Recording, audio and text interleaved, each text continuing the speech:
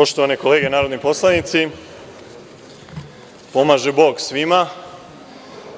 Želeo bih da u ime poslaničke grupe Srpskog pokreta Dveri kažem jedan uvodni kontraekspoze na ono što je imao da nam kaže mandatar za sastav nove Vlade.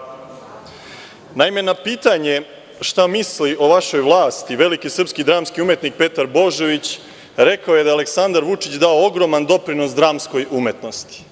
I zaista, gospodine Vučiću, ima u toj vašoj glumačkoj crti nečega što poprilično preteruje.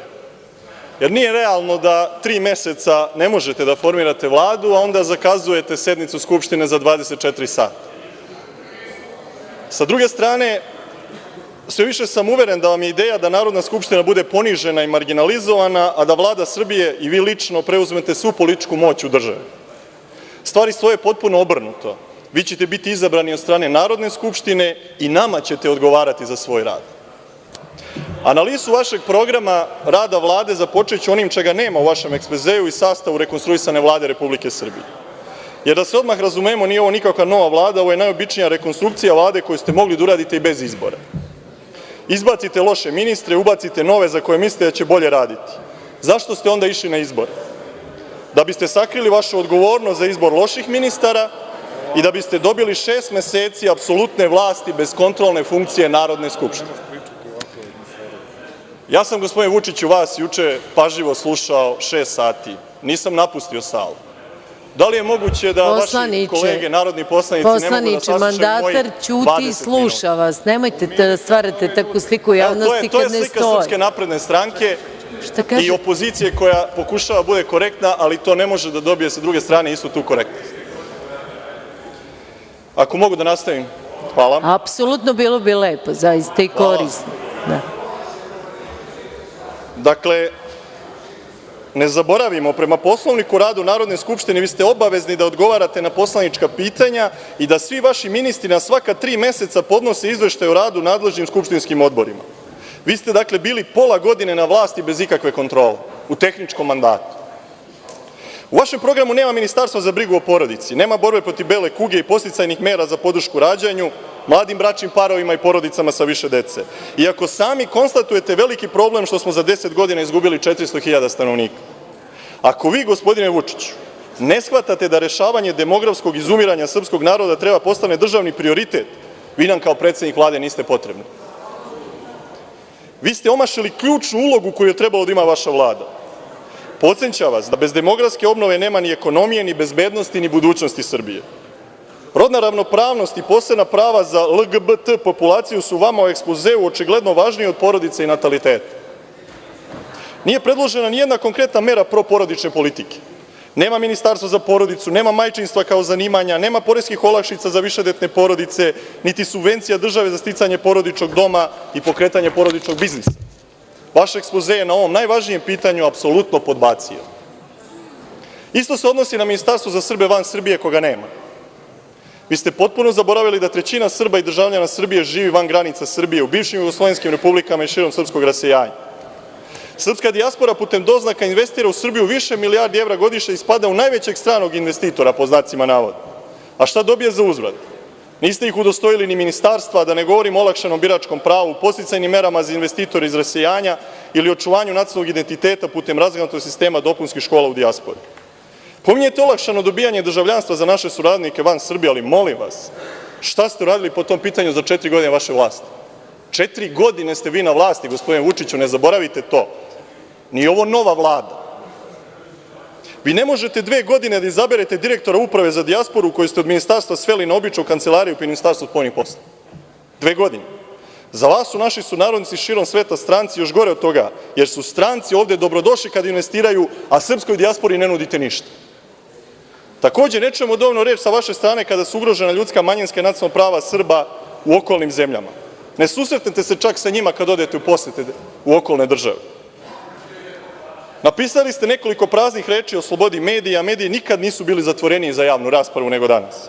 Najbolji dokaz tome, odmah da preciziram, da vi lično, od kada ste došli na vlast pre 4 godine, niste izašli ni na jedan jedini direktan televizijski duel sa nekim ko drugačije misli od vas. Treba li još dokaza? Ono što posebno želim da istaknem jeste da ne vidim nikakvu promenu Dinkićeve neoliberalne ekonomske politike koju forsirate već 4 godine. I dalje dajete naše pare stranim firmama koje dolaze u Srbiju samo da bi uzele državne pare iz budžeta, jeftinu radnu snagu i sav profit izneli u inostranstvo, često, i na to vas posebno upozoravam, i to smo dokazali, ne plaćajući porez čak i na ostvarenu dobit u Srbiji, jer mnogi od njih lažno prikazuju svoje poslovanje u Srbiji sa gubitkom da bi izbegli plaćanje poreza. Hoćete li, gospodine Vučiću, da mi kažete da su strane firme došle u Srbiju da posluju sa gubitkom?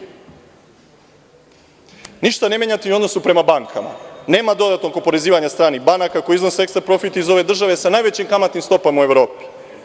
Ovu meru nisam izmislio ja, već ju je prvi primenio vaš prijatelj Viktor Orban, pa ne vidim zašto ne biste i vi. Nema dodatne emisije državnog novca koja bi bila uložena u velike infrastrukturne radove, domaće bankarstvo, domaću privredu, domaću poljoprivredu. Nema podrške zadrugarstvu, obnovi domaćih poljoprivredno-industrijskih kombinata, obnovi domaće industrije poljoprivredne mehanizacije. Nema garancija da nećete dozvoliti uvoz, promet i proizvodnju genetski modifikovane hrane. Naprotiv, ovde smo vas juče videli u ulozi lobiste za GMO.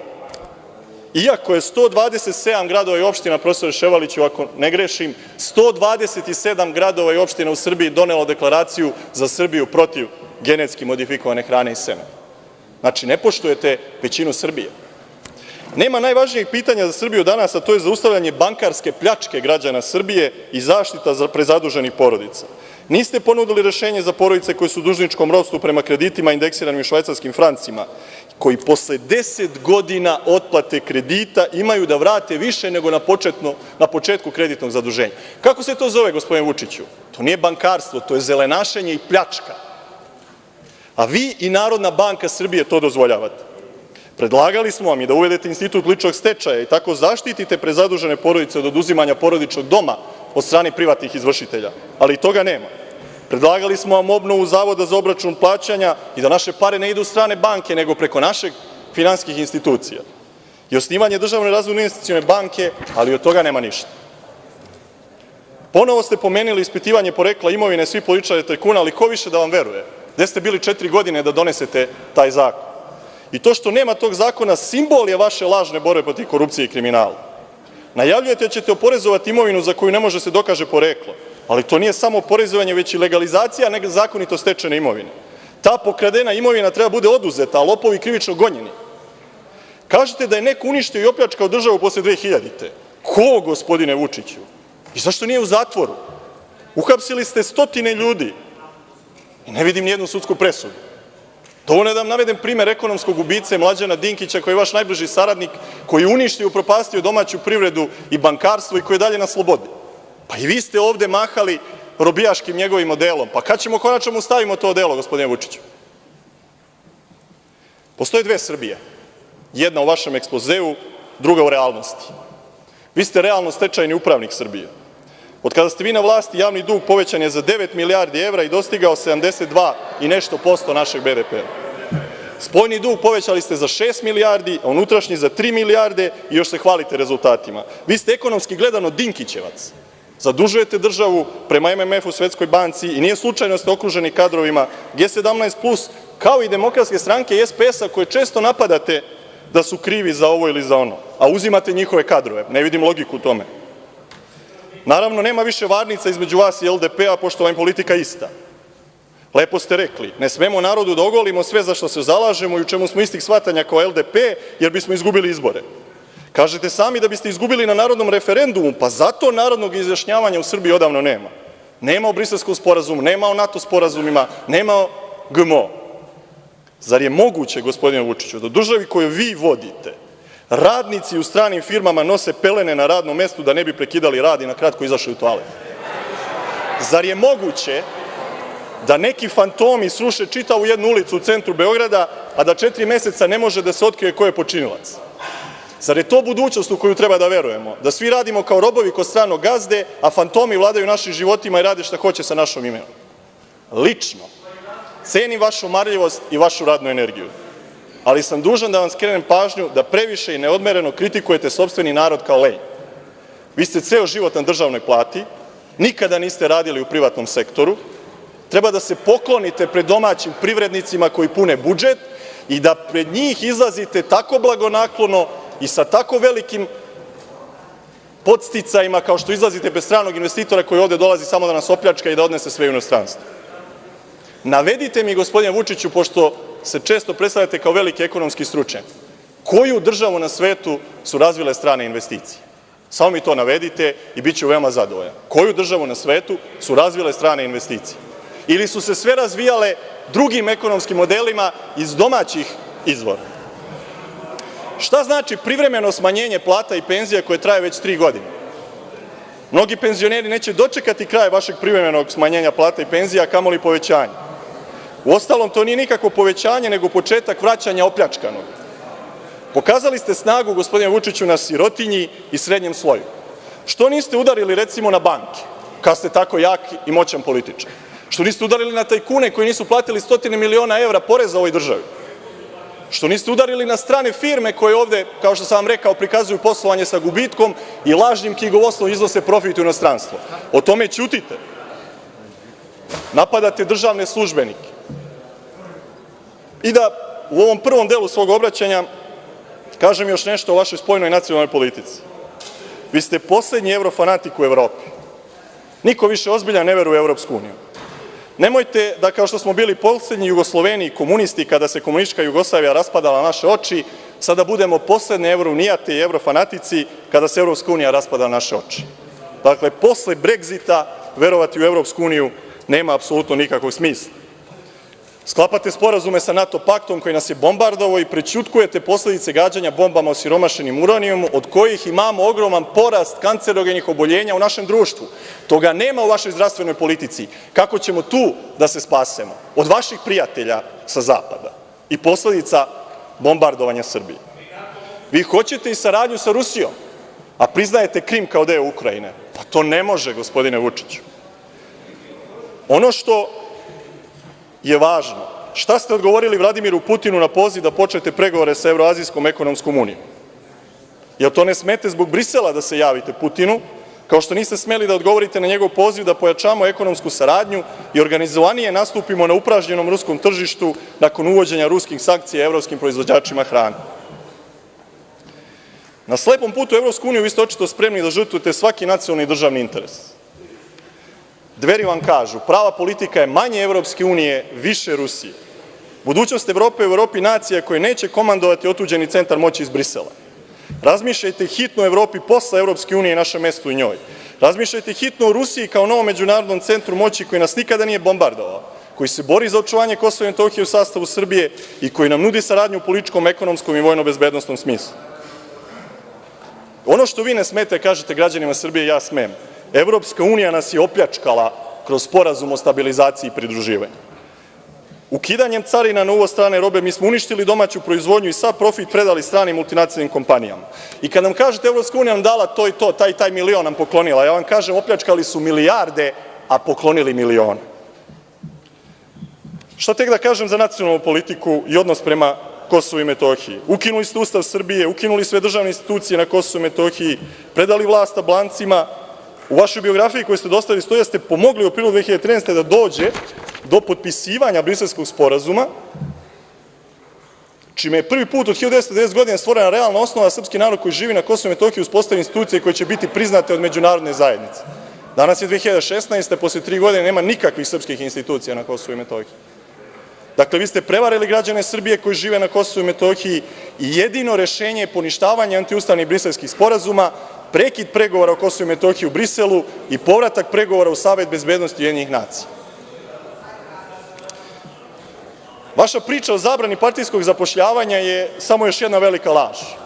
Zaposlili ste hiljade naprednjaka širom Elektroprivrede Srbije i Telekoma po ugovoru o privremenim i povremenim poslovima i tako kršite sopstvenu uredbu o zabrani zapošljavanja.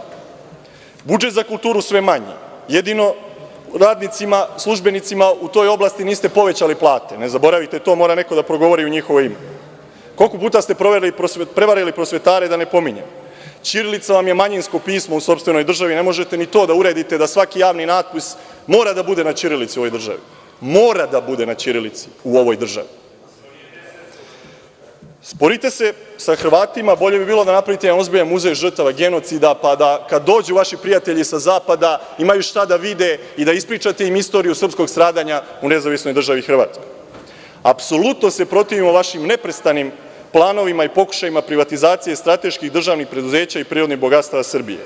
Protiv smo prodaje Telekoma, protiv prodaje EPS-a, protiv prodaje Galenike, protiv prodaje aerodroma, protiv prodaje PKB-a i naših izvora čiste pijaće vode, poljoprivrednog zemljišta, rudnih i drugih bogatstava.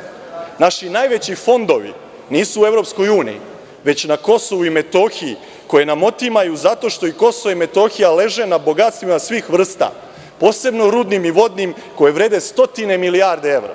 Više nego što ćemo ikada dobiti od Evropske unije nama leži na Kosovu i Metohiji.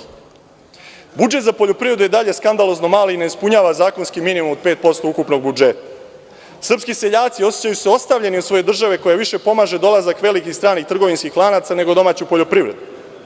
Prvo drastičnim smanjenjem subvencija, a onda niskim otkupnim cenama. Lekari i medicinske sestre odlaze svakodnevno u inostranstvo i uskoro, kad određeni broj lekara ode u penziju, nećemo imati specijaliste da nas leče. Vi hoćete da budete ministar u svim ministarstvima, gradonačelnik u svim gradovima i predsednik u svim opštinama. Ko će onda biti predsednik Vlade? Zašto rade loše čelnici lokalnih samouprava? Ja ću da vam kažem. Zato što sede na balkonu Narodne skupštine dok mi ovde raspravljamo, odbornici raznih opština beogradskih, čelnici grada Beograda i ne rade svoj posao koji bi danas trebalo da rade, nego ovde sede, aplaudiraju vam i gube vreme na sednici Skupštine Srbije. I za kraj ovog dela, Srpski pokret Dveri ne vidi boljitak u vašem ekspozeu, sve radite po starom, vaša politika je prevaziđena i poslanička grupa Dveri glasaće protiv izbora vaše vlade.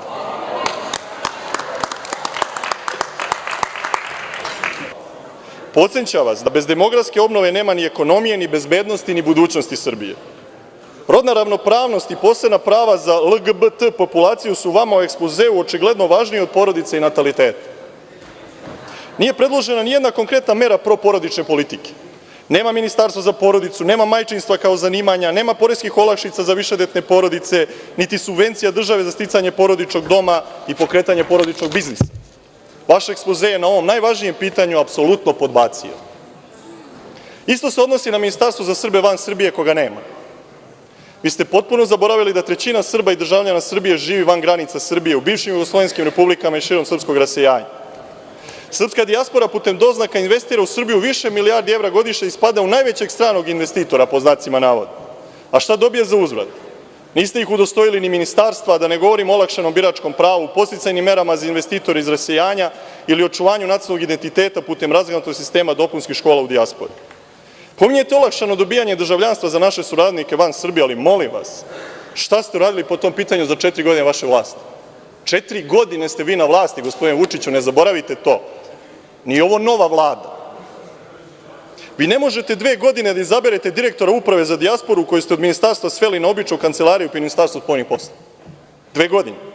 Za vas su naši sunarodnici širom sveta stranci, još gore od toga, jer su stranci ovde dobrodošli kad investiraju, a srpskoj dijaspori ne nudite ništa. Takođe, ne čujemo dovoljno reč sa vaše strane kada su ugrožena ljudska, manjinska i nacionalna prava Srba u okolnim zemljama.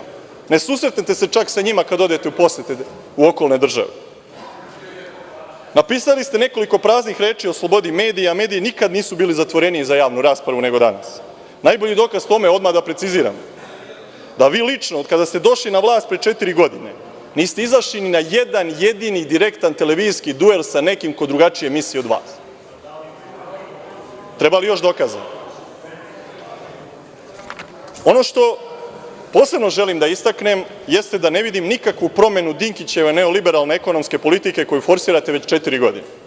I dalje dajete naše pare stranim firmama koje dolaze u Srbiju samo da bi uzele državne pare iz budžeta, jeftinu radnu snagu i sav profit izneli u inostranstvo, često, i na to vas posebno upozoravam, i to smo dokazali, ne plaćajući porez čak ni na ostvarenu dobit u Srbiji, jer mnogi od njih lažno prikazuju svoje poslovanje u Srbiji sa gubitkom da bi izbegli plaćanje poreza. Hoćete li, gospodine Vučiću, da mi kažete da su strane firme došle u Srbiju da posluju sa gubitkom? Ništa ne menjate i u odnosu prema bankama. Nema dodatnog oporezivanja stranih banaka koji iznose ekstra profit iz ove države sa najvećim kamatnim stopama u Evropi. Ovu meru nisam izmislio ja, već ju je prvi primenio vaš prijatelj Viktor Orban, pa ne vidim zašto ne biste i vi. Nema dodatne emisije državnog novca koja bi bila uložena u velike infrastrukturne radove, domaće bankarstvo, domaću privredu, domaću poljoprivredu. Nema podrške zadrugarstvu, obnovi domaćih poljoprivredno-industrijskih kombinata, obnovi domaće industrije poljoprivredne mehanizacije. Nema garancija da nećete dozvoliti uvoz, promet i proizvodnju genetski modifikovane hrane. Naprotiv, ovde smo vas juče videli u ulozi lobiste za GMO. Iako je 127 gradova i opština, profesore Ševarliću, ako ne grešim, 127 gradova i opština u Srbiji donelo deklaraciju za Srbiju protiv genetski modifikovane hrane i semena. Znači, ne poštujete većinu Srbije. Nema najvažnijeg pitanja za Srbiju danas, a to je zaustavljanje bankarske pljačke građana Srbije i zaštita za prezaduženih porodica. Niste ponudili rešenje za porodice koje su u dužničkom ropstvu prema kreditima indeksiranim švajcarskim francima, koji posle 10 godina otplate kredita imaju da vrate više nego na početku kreditnog zaduženja. Kako se to zove, gospodine Vučiću? To nije bankarstvo, to je zelenašenje i pljačka. A vi i Narodna banka Srbije to dozvoljavate. Predlagali smo vam i da uvedete institut ličnog stečaja i tako zaštitite prezadužene porodice od oduzimanja porodičnog doma od strane privatnih izvršitelja, ali i toga nema. Predlagali smo vam obnovu Zavoda za obračun plaćanja i da naše pare ne idu u strane banke, nego preko naših finansijskih institucija. I osnivanje Državne razvojne investicione banke, ali od toga nema ništa. Ponovo ste pomenuli ispitivanje porekla imovine svih političara i tajkuna, ali ko više da vam veruje? Gde ste bili 4 godine da donesete taj zakon? I to što nema tog zakona simbol je vaše lažne borbe protiv korupcije i kriminala. Najavljujete da ćete oporezovati imovinu za koju ne može se dokaže poreklo, ali to nije samo oporezovanje, već i legalizacija nezakonito stečene imovine. Ta pokradena imovina treba bude oduzeta, a lopovi krivično gonjeni. Kažete da je neko uništio i opljačkao državu posle 2000-te. Ko, gospodine Vučiću? I zašto nije u zatvoru? Uhapsili ste stotine ljudi i ne vidim nijednu sudsku presudu. Dovoljno je da vam navedem primer ekonomskog ubice Mlađana Dinkića, koji je vaš najbliži saradnik, koji je uništio i upropastio domaću privredu i bankarstvo i koji je dalje na slobodi. Pa i vi ste ovde mahali robijaškim njegovim odelom. Pa kad ćemo konačno mu stavimo to odelo, gospodine Vučiću? Postoje dve Srbije. Jedna u vašem ekspozeu, druga u realnosti. Vi ste realno stečajni upravnik Srbije. Od kada ste vi na vlasti, javni dug povećan je za 9 milijardi evra i dostigao 72 i nešto posto našeg BDP-a. Spoljni dug povećali ste za 6 milijardi, a unutrašnji za 3 milijarde i još se hvalite rezultatima. Vi ste ekonomski gledano Dinkićevac. Zadužujete državu prema MMF-u, Svetskoj banci i nije slučajno da ste okruženi kadrovima G17+, kao i Demokratske stranke i SPS-a koje često napadate da su krivi za ovo ili za ono, a uzimate njihove kadrove. Ne vidim logiku u tome. Poštovane kolege narodni poslanici, pomaže Bog svima. Želeo bih da u ime poslaničke grupe Srpskog pokreta Dveri kažem jedan uvodni kontraekspoze na ono što je imao da nam kaže mandatar za sastav nove Vlade. Naime, na pitanje šta misli o vašoj vlasti veliki srpski dramski umetnik Petar Božović rekao je da je Aleksandar Vučić dao ogroman doprinos dramskoj umetnosti. I zaista, gospodine Vučiću, ima u toj vašoj glumačkoj crti nečega što poprilično preteruje. Jer nije realno da 3 meseca ne možete da formirate Vladu, a onda zakazujete sednicu Skupštine za 24 sata. Sa druge strane, sve više sam uveren da vam je ideja da Narodna skupština bude ponižena i marginalizovana, a da Vlada Srbije i vi lično preuzmete svu političku moć u državi. Stvari stoje potpuno obrnuto. Vi ćete biti izabrani od strane Narodne skupštine i nama ćete odgovarati za svoj rad.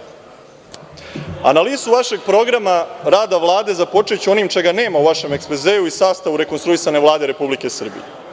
Jer da se odmah razumemo, nije ovo nikakva nova Vlada, ovo je najobičnija rekonstrukcija Vlade koju ste mogli da uradite i bez izbora.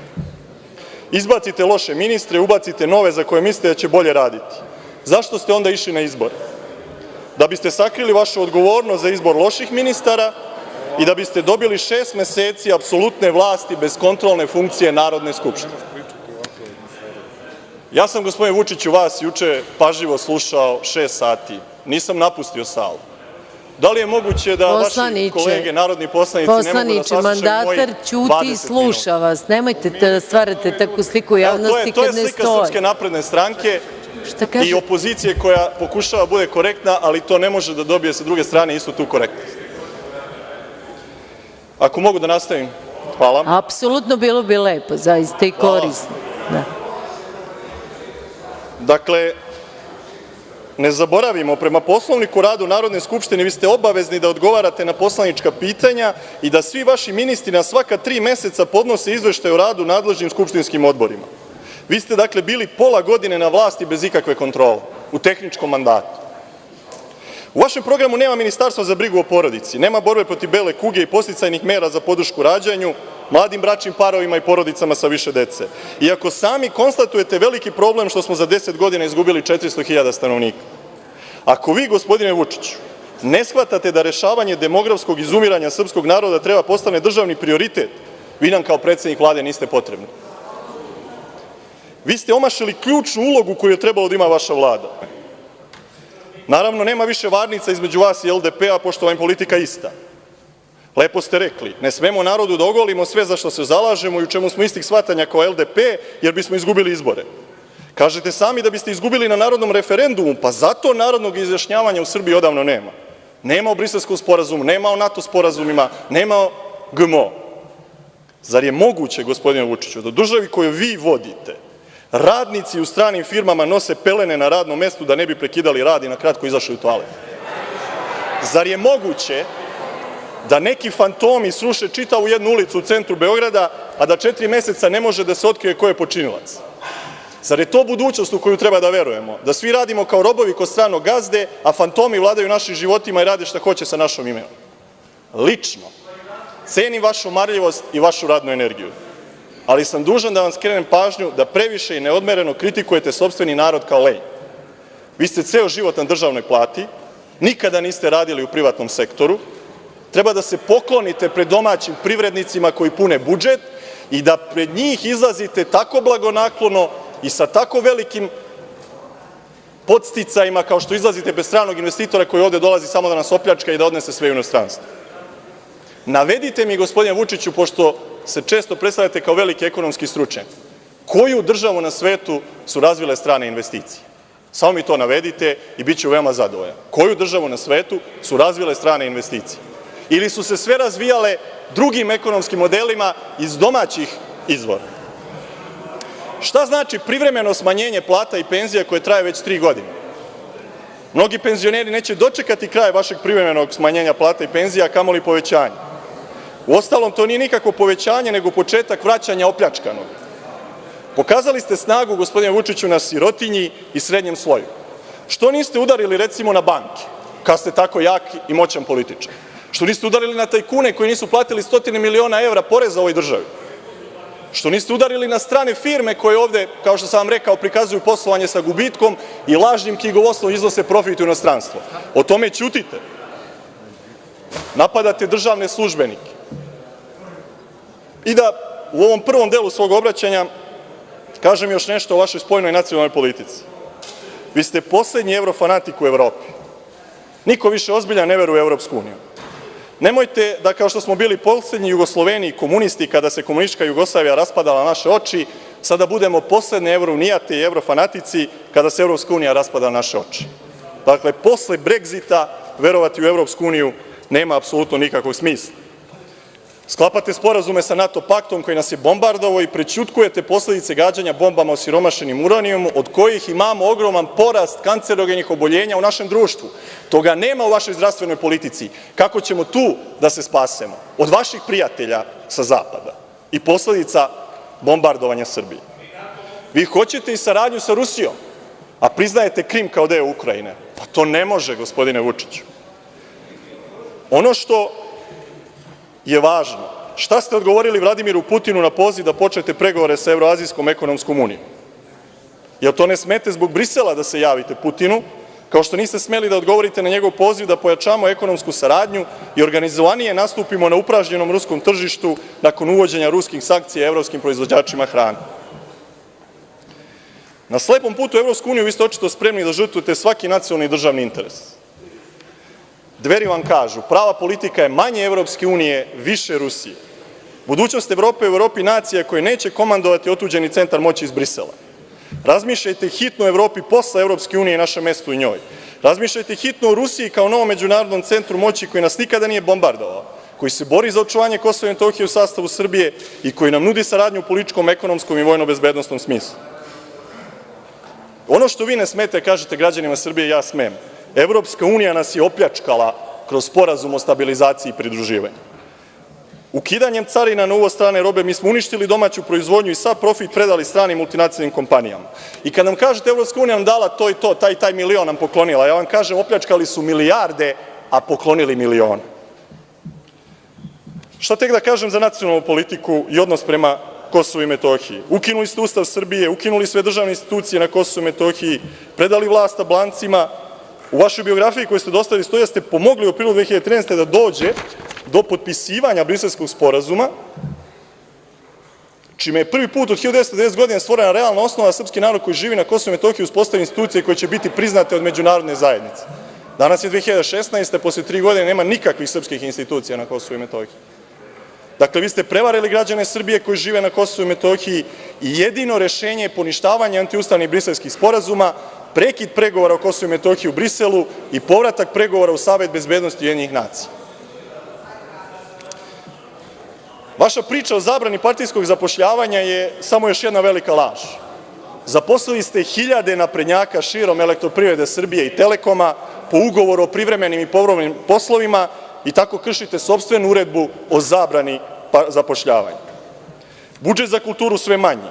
Jedino radnicima, službenicima u toj oblasti niste povećali plate. Ne zaboravite to, mora neko da progovori u njihovo ime.